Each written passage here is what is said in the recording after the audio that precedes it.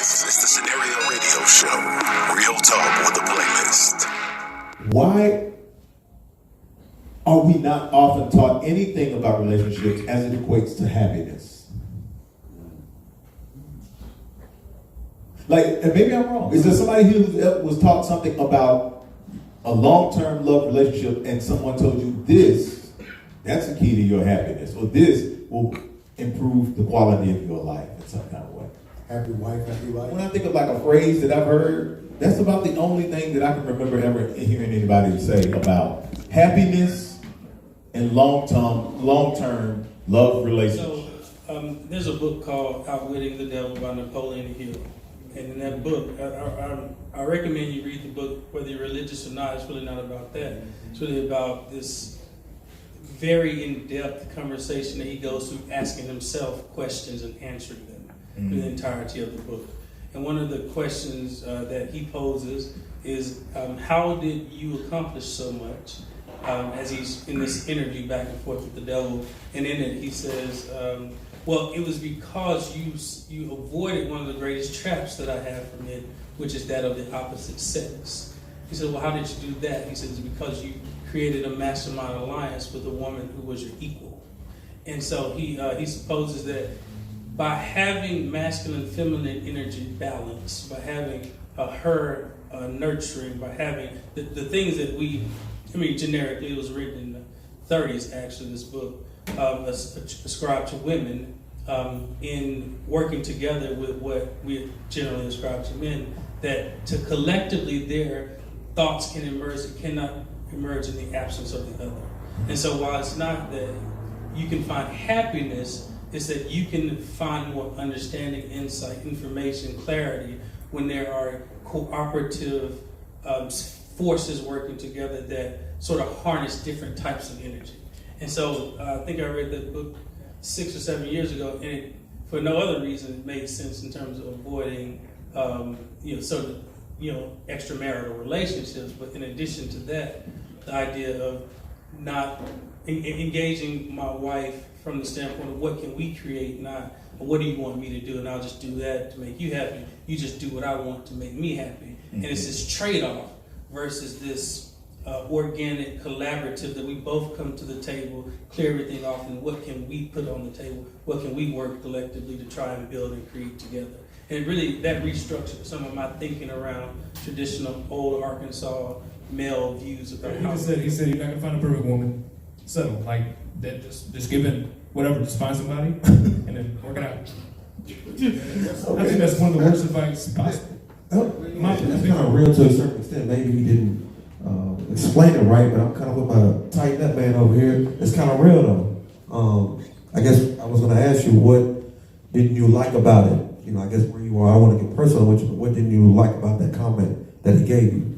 For me, my personality, I have difficulties being around people for long periods of time because either I get tired of them or I just like people around me often. We thank you for being here. Thank you, man.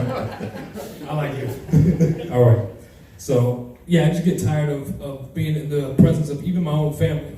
Like, I can't be around them for too long because I just don't want anybody around me, period. So, I like space. So, it's difficult for me. And the thing is, sometimes you get lonely. So, you're like, how do you go back and forth? Like, either you want somebody or you don't want somebody. Which one is it? It was embedded in me that if I was to seek out a wife and to start a family, that my chief responsibility would be making sure that the lights were on, that the bills were paid, that the house was covered, that they had clothes, they had food. Because in a large respect, that was my father's role in my household. Like, I didn't get to know him until I was out of the house. Because realistically, he took on that responsibility to provide. So, long hours, lots of time away from the house, never traveling with us when we went anywhere else, because that was what he saw as his responsibility. Like, I remember fussing at him about it. I was like, well, we had good vacations or whatever, but it would have been better if you were on them. It would have been necessary if we saw you in those spaces. So he was like, he acknowledged that might not have been the way to go about it, but for him, that was what he saw, so that's what he showed us. And it wasn't like he had a relationship with his father where they could have that discussion. so that he could lift that burden from himself. Yeah. So he made sure that we were able to have that conversation, or at least I did. I lost my dad in Christmas Day 2010. So, but as I was growing up as a teenager, he always made sure I respected women and find a woman I can build with and be in a team, partnership almost. And then my mom carried that and echoed that even like now. And that's kind of the person I go to at my parents for obvious reasons. She was like, don't, like you said, don't settle. Like, find someone that makes you better and that you can make them better and you can create something for you guys, for yourself, or people for like your extended family, like your sisters and things like that, and to be protective of what you have. And that's kind of what I've been carried into each relationship. That's how I was able to have a beautiful, almost 2-year relationship with my current girlfriend now. Is each day, the way she works and operates, I have to make sure I'm operating on that level. Because if I'm not, even just on a Monday, she's operating at a 10, I'm operating at 8, I'm not carrying my weight as a teammate. I've always felt that in my relationships, playing sports. If I'm playing like basketball for terminology, if I'm dying for loose balls and sacrifice my body to make sure we get next possession, I want to turn around and make sure I have teammates that are doing the same thing. I know with Ashley, my girlfriend, I can turn around. If we got to bust our ass for whatever we got to do, I know she's gonna be right there with me, and I want her to be able to turn to me and know like this nigga was here with me too. Like we going to war and we gonna come out victorious. And I learned that from a young age from watching my parents, and then not even just like only telling me, but watching them and see how they operate. Seeing my dad hustle over from work to make it to my game, even though he got off 5 minutes before my game started. I could see him I could look at halftime, him hustling with his work stuff to come watch my games. And my mom taking care of me when my dad was out of the house, or and vice versa. But there was always a solid balance. And I think that is what I got from relationship advice from my parents. Is like, find a teammate, find a balance, and find someone that you can grow with. And he never mentioned the word submission when talking about interacting with women. Like, that was never in the vocabulary. That was nothing, that's not even a concept he indirectly hinted at. So to me, it's a very interesting thing where there's this infatuation with that concept when we know that clearly it mirrors some oppressive things that we've experienced. And so in my relationships with women, that's something that they've brought to say that they've been taught to champion or to try to pursue. And I hear the men that I know in my life talk about that's something that they should have. You should pursue some concept of submission. So that's very interesting. I don't know where that fits in trying to create an equal balance between these two energies. It seems to have no utility. Like you will have to yield to something, right? Like we wouldn't have a productive conversation if you didn't yield your narrative so that I could express mine. And so, like, in order for true balance to happen, like, that would be cool if everything was constant, but things are ebb and flow. And so, like, I don't necessarily need my wife to give out the exact same energy that I'm giving out, right? Because she's not supposed to be me. I need her to give out her energy, and where she's weak, I'm strong. Like, that's generally how it goes. That's the whole purpose. Like, I can adapt in areas where we can shore up this whole ship together. So there are times that she needs to yield her voice so that mine can take precedent in that moment. And then there are times that I need to do the exact same thing. Because she represents the consciousness, she represents my unconscious because she makes it conscious for me. Because she sees my blind spot. She is that rear view mirror that when I look, I trust that when I look at that, I'm going to see what's in my blind spot because I can't see it. But I got to yield myself to trust what's coming from her. So I accept the narrative on submission, right? Because like that gives this differentiation or this hierarchy.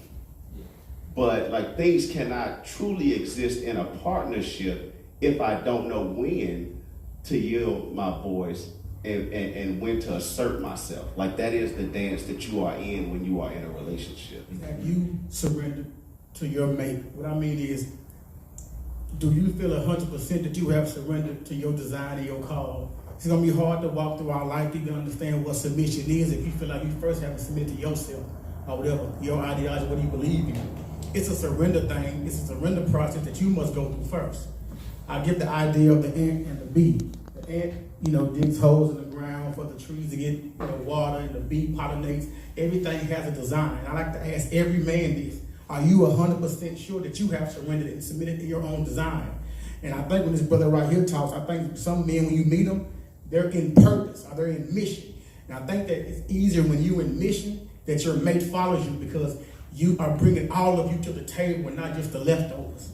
Yeah. So I like to discuss mission and purpose and alignment because I don't think you can start discussing some submission or you should even want submission from someone unless you feel like you have submitted to your call or your mission or your alignment first. And that's what I deal with everyone, mission and alignment. And I grew up with a family member. My great-grandparents been married 68 years, and we grew up, I've been married twice, I've been through the whole playing the role. It's the saying that says if your woman's not a revolutionary, she persuade you to be a slave. So what'll go on is, if you're not doing what you're called to do, and you're not, I don't care if it's mentoring, I don't care if it's, you can do next MLK, your role may not even bring you any income like your job does now. But it's hard for a woman to submit to a man who has submitted to his call first. That's what I learned being married twice. My female friends who I got married, they liked me better when they met me. Not when I started working and trying to fit in and start to perform to what it is I thought I needed to do, like my grandparents and them taught me. Then as my grandparents aged and got older, which they're 90 now, and I finally heard the real story, what I keep on hearing from the men in my family is, we worked jobs, we hated it. We hated life, we were unfulfilled. So now they're 80, 90 years old and never have found their place in life. So from the outside, it looked like it was well put together. Great community, first photographer, great man. He's known throughout the whole city. But when you sit down right now at 86 years old and 90 and talk to him, you know what I keep on hearing across the whole board of my family? That no one knows who they are. No one knows who they are. And that's what scared me to life. And I walked away from the corporate world and started mentoring. I work with people every day. Because I realized that the first lie you can tell is lying to yourself. When you wake up every day, it's in your gut. You know who you are. Like man said, something in your core that tells you I'm going against my alignment. And as you go throughout time, throughout year after year after year, you lose yourself. And so I've had no problem with my friend now. I have friends now who submit, and I don't even date them. Submission is not a thing that I go under you. It's that I see the purpose and see the call, and I help you because we're on the same path and the same journey. We're doing the same things. You get what you are in life. You don't get what you want, you get at the core of what you brothers are both expressing, it's like nobody wants to submit to something they don't trust. Yeah. I don't care if it's a system or a person or anything, right? And so when you see that apprehension, when you see somebody really not wanting to yield to something else, it's because it's something about that they don't quite trust. But you think about somebody who is truly, sincerely trying to help you, right? Or they're trying to enlighten you, or they're trying to give you an opportunity. You know, one of the worst things you can do is not shut your mouth and listen, right? Which means you have to yield that energy so you can get the tools you need to level up. Yeah. And that's important is in all relationships with nature, relationship with people, relationship with situations, and so forth, so on. So both of those truths can exist in the same space, right? And again, you're right. You cannot. It's not a cookie cutter thing. You do have to tailor make it, but the ideology can be very similar across nature and humanistic relationships. Because all relationships, we have energy. It's a beingness, right? So you constantly in two states, being and becoming. So my name is Will Radford. I own 3 businesses in the city. I'm the founder of Nia House Montessori School. It's primarily a Montessori school in East Nashville, right on Dickerson Road by the Buffalo statues. My wife and I started in our home in 2008, moved to that location in 2014. Hands down, the best thing any of us can do is support education. It frees and it equips us to compete on a different level, not with someone else, but for ourselves. Terribly important that we realize that the best thing we can do is compete against what we used to be and keep improving ourselves. Forget about the comparisons that are helping others' narratives. Nia House Montessori exists because Asa G. Hilliard wrote, unless we reclaim the educational opportunities of our children, we will cease to exist as intellectual people. We need to understand that identity and education come together. We farm it out to someone else to do on our behalf, who will become reflections of their ideas of us. So it's important that in some way, every man in this room, every woman in this room contributes to education. Tutor, mentor, support a kid, buy a book, pencil, paper. Education has to become a daily part, weekly part of what all of us do. Second is the local distro, 614 Garfield Street, just about 3 blocks. Buchanan turns into Garfield. Once you cross Rosa Parks, on the corner of 7th and Garfield, we created a corner market with the concept of distributing local goods. Any black-owned business, woman-owned business who makes or creates a product, it has to be sustainable. We're not talking about things you make in your trunk, things you make in your living room. We're talking about things that you can create and systematically produce. We want to give you a corner market opportunity to produce that in an area where it's been gentrified, but you get a chance to control the corner opportunity. When our neighborhoods are gentrified, we don't have to give up everything. Hang on to the retail opportunity, gentrify the gentrifiers. I'll say that in public, I'll say that out. They have to spend money somewhere. Let it be with us.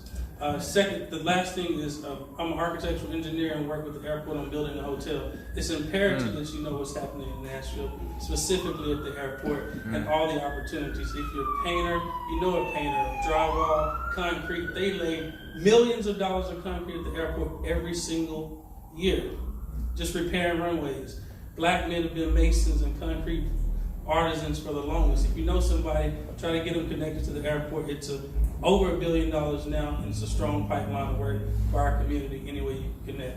But I'll be happy to talk to anybody after. Thanks for the opportunity, man. It's an honor to be here with you brothers. Thank you. Yeah, I'm Dr. Webb. I am a psychology professor. I'm the founder for Rebrand the Black Man, nonprofit organization designed to change the narrative about black men in America and on the global stage. We are here to highlight the things that black men have done, that they are doing, and that they will do. Right? We exist in all 3 spaces. I got my team here, Keith, Tim, Reef, Hank, Quita. So reach out to one of them if you want to expound on that conversation. I'm also the co-owner, with, like Dr. Lynch said, in Imani Behavioral Health, which is a counseling center, because not enough minorities are engaging in that space. So what Dr. Webb already said, Imani Behavioral Health, our biggest goal is to provide behavioral health, which is a little bit different than mental health, in that we look at not just the mental, but your actions and health as well. Because anxiety can cause all kind of health issues. It can raise cholesterol levels, blood pressure, and then that creates more issues in itself. So we try to have a holistic approach, but our main goal is to provide services for those who look like us. Because one of the biggest things I've heard is, I'm not gonna talk to this person, like, I don't know them and they don't look like me, so what's the point of that? I go talk to the pastor, I go talk to family members, but sometimes you do need a professional that you don't know, and sometimes it is a little bit easier to talk to someone that looks like you. We'll have an opportunity to continue these types of discussions. Do the referring that Dr. Webb was talking about, because that's going to be the thing, us continuing to share this type of thing. We want to be able to control our own narrative. And although it seems like sometimes we're just sitting around talking, what we're doing is we're getting a handle on our narrative, and we're controlling it, and then we're going to take it out there. So let's take it out there. Thank you again.